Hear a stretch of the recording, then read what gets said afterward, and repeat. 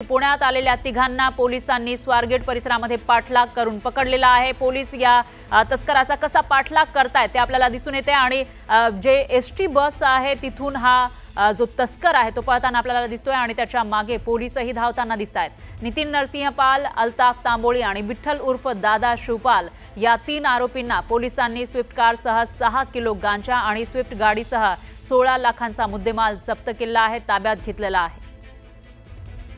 आणि याविषयी अधिक माहितीसाठी आपले प्रतिनिधी अभिजित पोते हे आपल्यासोबत फोन लाईनवर जोडले गेले आहेत। अभिजित, काय सांगाल?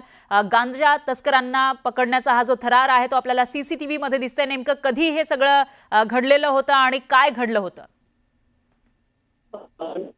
आपण पाहतो की सध्याची घटना आहे पुण्यातल्या स्वारगेट बस स्टँडवर सीसीटीव्ही मध्ये कैद झालाय। 3 आरोपी आहेत। सोलापूर हे आरोपी असल्याचं देखील प्राथमिक माहिती समोर आली आहे। सोलापूरवरून गांजा ते पुण्यात विक्रीसाठी वारंवार येत होती टीप पुणे पोलिसांच्या